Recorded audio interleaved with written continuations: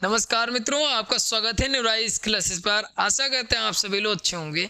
आइए, हमारी बात चल रही थी पॉलिटी के प्रीवियस ईयर क्वेश्चन पे। काफ़ी क्लासें हो चुकी हैं। अगर आपने इससे पहले की क्लासें नहीं देखी हैं तो आप चैनल पे जाके देख सकते हैं। आइए बात करते हैं क्वेश्चन पर और साथ में कुछ महत्वपूर्ण फैक्ट भी जानते हैं।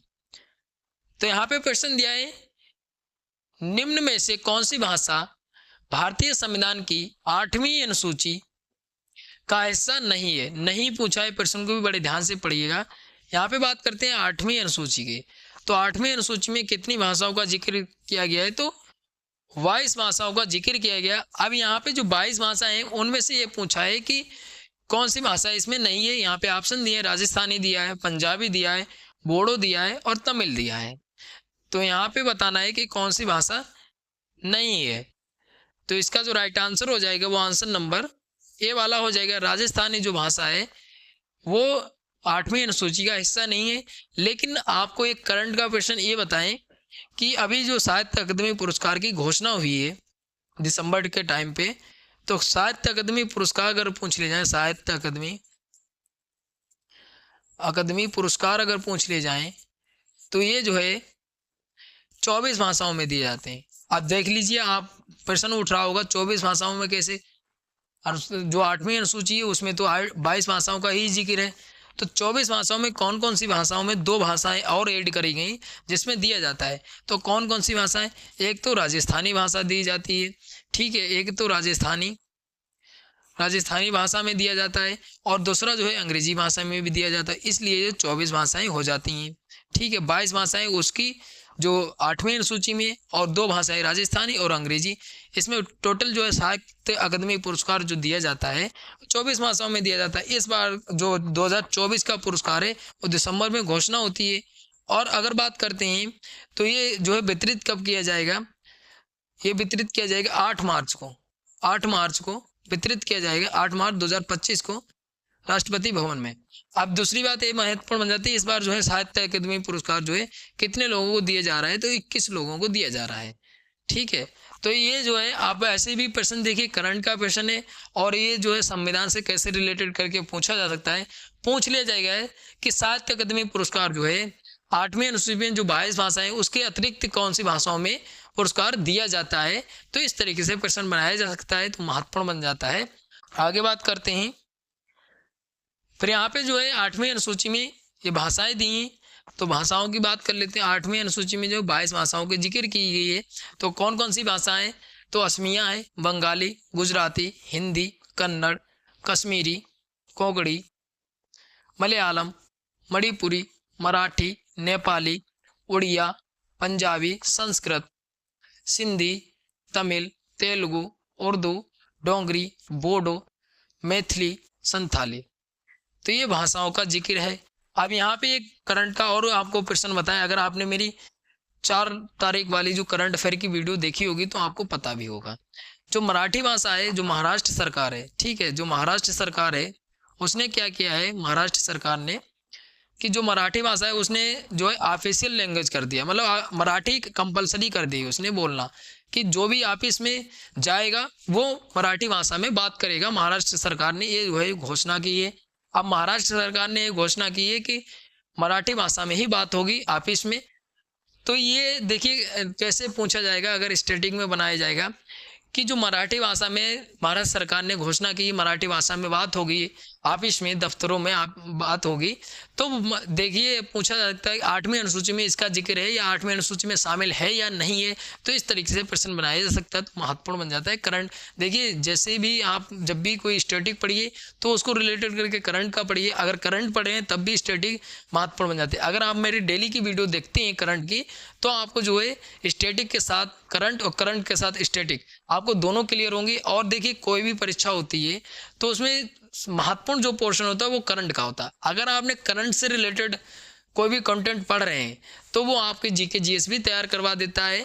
अब जैसे मान लो यहाँ पे मैंने बात कर रहे हैं पॉलिटी के, अब पॉलिटी के साथ मैंने करंट का भी क्वेश्चन बता दिया। अब देखिए करंट का 2 क्वेश्चन बता दिए, साहित्य अकादमी पुरस्कार के बारे में भी और महाराष्ट्र सरकार ने घोषणा की है। तो इसलिए मेरे जो है डेली का जो आप शाम को आपको वीडियो मिलती है करंट अफेयर की शाम में, उसमें मैं न्यूज़पेपर का डेली का एनालिसिस कराते हैं कि न्यूज़पेपर में कैसे प्रश्न जो आती है महत्वपूर्ण घटनाएं आती हैं उससे प्रश्न बना के आप डिफाइन करते हैं। तो आप चैनल को भी सब्सक्राइब कर लीजिए ताकि आपकी जो है तैयारी बेहतर हो सके और जीके जीएस आपकी जो है मजबूत हो सके। देखिए जीके जीएस क्या होता है कि आप जब तक जैसे खाना और पानी पीते हैं वैसे ही आपको डेली का जो है रिवीजन भी करना महत्वपूर्ण बन जाता है। और जीके जीएस पढ़ना कौन सी है तो वो भी मैं बताता हूँ कि जीके जीएस वही पढ़ना है जो करंट की घटनाएं उनकी रिलेटेड जो जीके जीएस है जीके है वही आपको स्टैटिक पढ़ना पड़ती है, तभी आप जो है सफल हो सकते हैं और आपकी जो है तैयारी अच्छी हो सकती है, जीके जीएस मजबूत हो सकती है। आइए आगे बात करते हैं। यहाँ पे अगला प्रश्न दिया, वर्तमान में संविधान की 8वीं अनुसूची में कितनी भाषाएं सम्मिलित हैं? तो यहाँ पे अभी बात ही कर चुके हैं, 22 भाषाएं सम्मिलित हैं। ऑप्शन नंबर डी वाला हो जाएगा। यहाँ पे अगला प्रश्न दिया है, बहुत ही महत्वपूर्ण प्रश्न है, थोड़ा सा बड़ा कर दिया है प्रश्न लेकिन बहुत अच्छा प्रश्न है। क्या प्रश्न है? संविधान के अनुच्छेद 348(1) के अनुसार, यहाँ पे बता दिया अनुच्छेद भी, भारत के उच्च न्यायालयों में कार्रवाई के लिए निम्नलिखित में से किस भाषा का उपयोग किया जाता है? तो यहाँ पे बताना है कि अनुच्छेद बता ही दिया है। देखिए अनुच्छेद बता दिया है 348(1), इसके अनुसार अगर कहा गया है कि भारत के जो उच्च न्यायालय हैं, मतलब जो कि हाई कोर्ट हैं भारत में, जितने भी हाई कोर्ट कितने, तो उच्च न्यायालय जो है 25 हैं। ठीक है, अब उच्च न्यायालय जो 25 हैं उसमें ये कहा गया है कि जो कार्रवाई होगी वो जो है कौन सी भाषा में उपयोग की जाती है कार्रवाई, ये बताना है। तो यहाँ पे बात करते हैं, तो यहाँ पे अंग्रेजी दिया है, उच्च न्यायालय के क्षेत्रीय अधिकार में आने वाले राज्य की राजभाषा हिंदी और क्षेत्रीय भाषा। तो यहाँ पे जो है इसके अनुसार जब अनुच्छेद पूछा जाए तो अंग्रेजी है। ऑप्शन नंबर जो होगा ए वाला हो जाएगा, ऑप्शन नंबर ए वाला हो जाएगा। इतनी चीज़ें आपको याद रखनी है। अब यहाँ पे बात करते हैं उच्च न्यायालय की। तो उच्च न्यायालय भारत में वर्तमान में कितने हैं? तो 25 हैं। ठीक है, 25 हैं। अब उच्च न्यायालय के जितने भी मुख्य न्यायाधीश बनाए गए हैं, तो मैंने एक स्पेशली वीडियो बनाई है, तो आप चैनल पे जाके देख सकते हैं, उसमें मैंने बहुत विस्तार से चर्चा की है। उसके अलावा बात करें कि उच्च न्यायालय के भारतीय संविधान में उल्लेख कहाँ पे मिलता है, तो ये उल्लेख किया गया है अनुच्छेद 214 में। अनुच्छेद 214 में उल्लेख किया गया है, इसका याद रखिएगा। और उच्च न्यायालय की एक बात ये कहा गया है कि पहले उच्च न्यायालय प्रत्येक राज्य का एक उच्च न्यायालय होगा, ये कहा गया था मूल संविधान में। लेकिन फिर 7वां संविधान संशोधन अधिनियम था, उसके अनुसार कहा गया कि एक ही उच्च न्यायालय एक से अधिक राज्यों का भी हो सकता है। तो ये जो है बात की गई थी, आपको इतनी चीज़ें याद रखनी है। आइए आगे बात करते हैं। यहाँ पे अगला प्रश्न है, भारतीय संविधान के अनुच्छेद के तहत हिंदी को संघ की आधिकारिक भाषा घोषित किया गया था। यहाँ पे अनुच्छेद बताना है। यहाँ पे अनुच्छेद 333 दिया, अनुच्छेद 343 दिया, अनुच्छेद 345, अनुच्छेद 334। तो इसका जो राइट आंसर हो जाएगा वो आंसर नंबर वी वाला हो जाएगा, अनुच्छेद 343। आइए आगे बात करते हैं। अगला प्रश्न दिया है, निम्नलिखित में से किस भाषा को भारत की अनुसूची भाषा का दर्जा नहीं प्राप्त है? कुल मिला के ये पूछा है कि जो 8वीं अनुसूची है उसमें जो है कौन सी भाषा शामिल नहीं है। यहाँ पे दिया है मैथिली दिया है, नेपाली दिया है, डोगरी दिया है और गढ़वाली दिया है। तो आइए देख लेते हैं। तो ये जो है अभी भाषा पढ़ चुके हैं, तो ये जो है 8वीं अनुसूची में जो है गढ़वाली भाषा का उल्लेख नहीं मिलता है। ऑप्शन नंबर डी वाला सही हो जाएगा। आइए आगे बात करते हैं। तो आगे कुछ चर्चा कर लेते हैं इसके बारे में। तो यहाँ पे 8वीं अनुसूची की बात करें तो इसमें 22 भाषाओं का जिक्र किया गया है। ठीक है, 22 भाषाओं में से कौन कौन सी भाषाएं, देखिए भाषा भी याद कर लीजिए। देखिए अभी प्रश्न नहीं वाला भी पूछा गया था। तो असमिया है, उड़िया है, उर्दू, कन्नड़, कश्मीरी, कोंकणी, गुजराती, डोंगरी, तमिल, तेलुगु, नेपाली, पंजाबी, बंगाली, बोडो, मणिपुरी, मराठी, मलयालम, मैथिली, संथाली, संस्कृत और सिंधी हिंदी। तो ये जो है भाषाएं हैं। अब यहाँ पे बात करें 21वां जो संविधान संशोधन अधिनियम है 1967 का, 1967 का। कब का है? तो 1967 का है। ठीक है, 1967 का है। इसमें क्या किया गया था? इसमें जो है कौन सी भाषा जोड़ी गई थी 8वीं अनुसूची में? तो सिंधी भाषा को जोड़ा गया था। अब ऐसा पूछ लिया जाएगा कि कौन सा संविधान संशोधन अधिनियम है जिसके द्वारा सिंधी भाषा को जोड़ा गया था। फिर बात करते हैं 71वां संविधान संशोधन। तो ये जो है 1992 का है। अब 1992 का जो है इसमें कौन कौन सी भाषाएं जोड़ी गई थी? तो इसकी भाषाओं की बात करें तो नेपाली, मणिपुरी और कोंकणी भाषा जोड़ी गई थी। ये 3 भाषाएं इसमें जोड़ी गई थी 8वीं अनुसूची में। कौन से संविधान संशोधन? तो 71 नंबर का संविधान संशोधन अधिनियम है 1992 का। अब 1992 का ही है। तो ये और बात कर लेते, ये संविधान संशोधन जो 73वां संविधान संशोधन और 74वां संविधान संशोधन, ये भी जो है 1992 की है। ठीक है, अब 1992 के ये संविधान संशोधन है, इसके द्वारा जो है 11वीं अनुसूची को जोड़ा गया था और इसके द्वारा 74वां संविधान संशोधन द्वारा 12वीं अनुसूची को जोड़ा गया था। तो ये अनुसूचियां भी महत्वपूर्ण बन जाती है, याद रखिएगा इतनी चीज।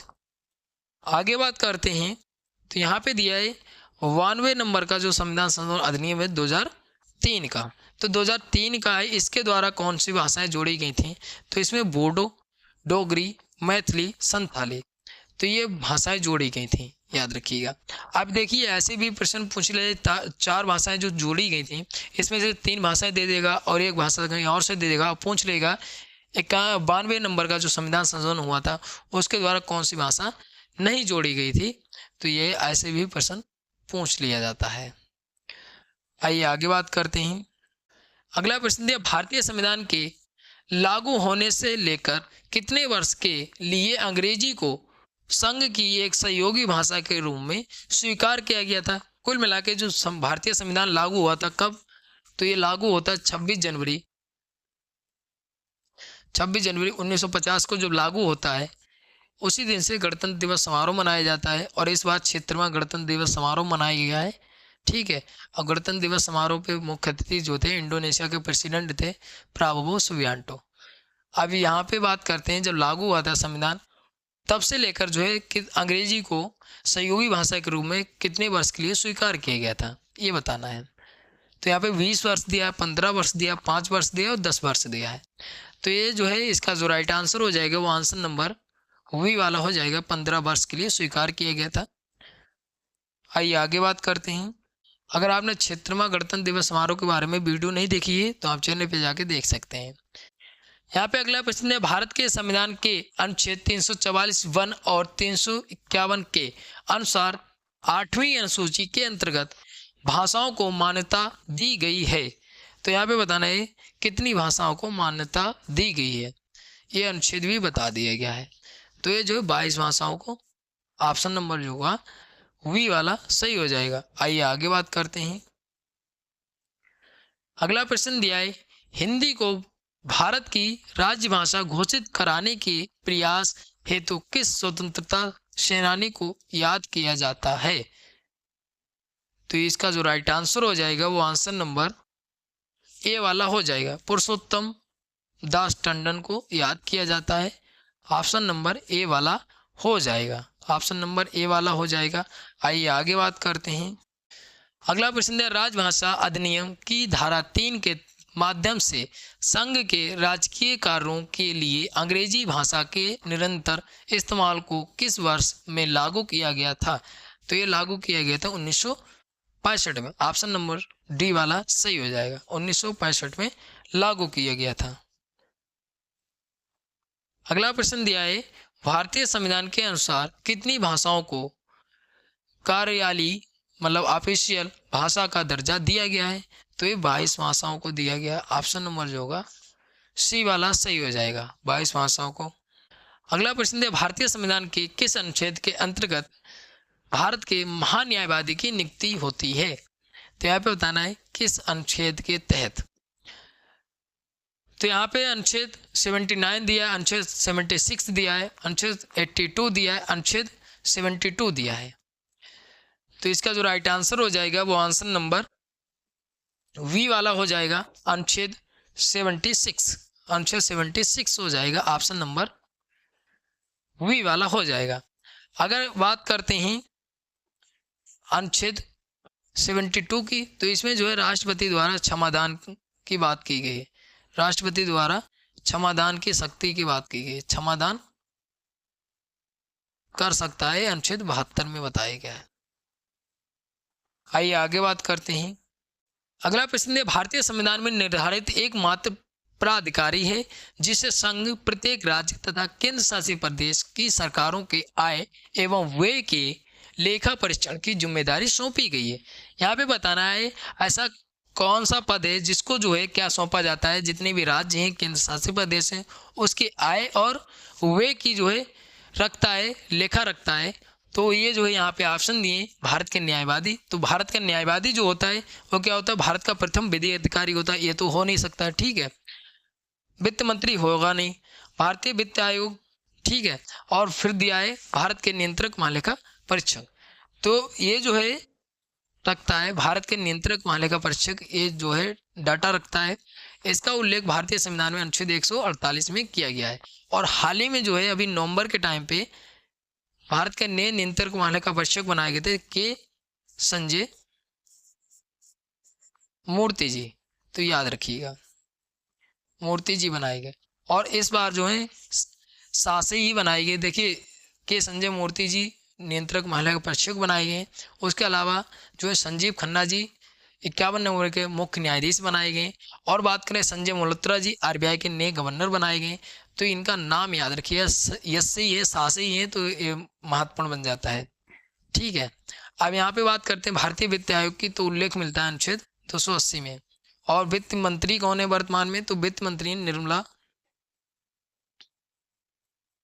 सीतारमन, ठीक है। अब यहाँ पे इन्होंने अभी हाल ही में कब बजट पेश किया है, तो बजट पेश करती हैं 1 फरवरी को। तो 1 फरवरी को इन्होंने बजट पेश किया है, 1 फरवरी 2025 को।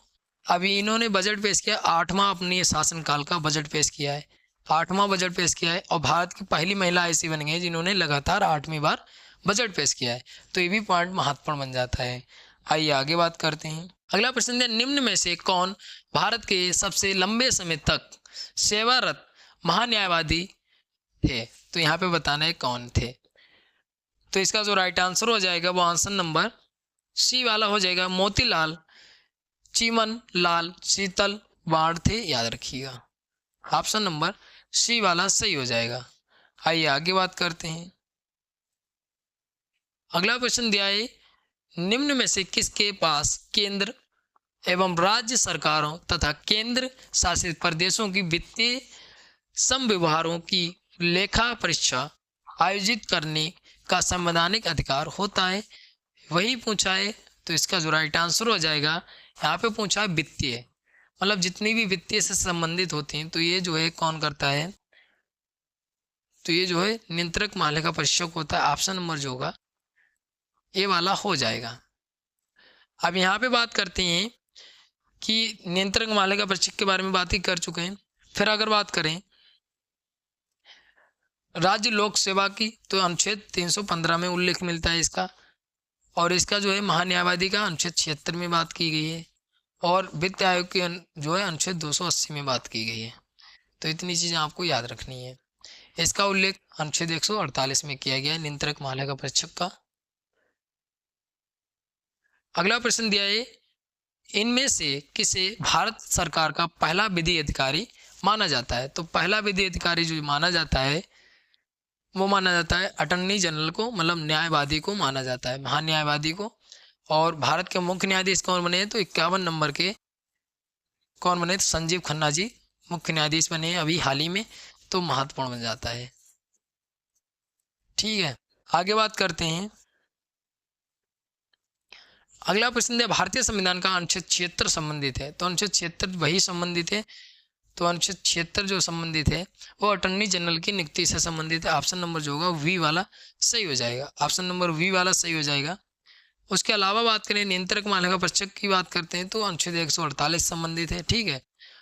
और फिर बात करते हैं राष्ट्रपति से, तो अनुच्छेद 52 संबंधित है। इतनी चीज़ें आपको याद रखना। अनुच्छेद 63 जो है ये वाला संबंधित है। आगे बात करते हैं। अगला प्रश्न दिया है, भारत के नियंत्रक एवं महालेखा परीक्षक का सामान्य कार्यकाल कितने वर्ष का होता है। तो यहाँ पे बताना है नियंत्रक में लेखा परीक्षक का जो कार्यकाल होता है वो कितने वर्ष का होता है। तो यहाँ पे दिया है 4, 3, 5 और 6। तो इसका जो कार्यकाल होता है वो 6 वर्ष का होता है। 6 वर्ष का होता है, 6 वर्ष का होता है, और या तो 65 वर्ष की आयु हो। तो इतना एक कार्यकाल होता है इसका। तो यहाँ पे जितनी भी महत्वपूर्ण प्रश्न थे यहाँ पे चर्चा किया, साथ में कुछ महत्वपूर्ण फैक्ट भी जाने हैं। आज की क्लास यहीं पे समाप्त होती है। मिलते हैं अगली वीडियो में, तब तक के लिए धन्यवाद। अगर वीडियो अच्छी लगी तो लाइक शेयर कमेंट करिए, और अगर कोई डाउट बचता है तो आप कमेंट करके पूछ लीजिएगा। धन्यवाद।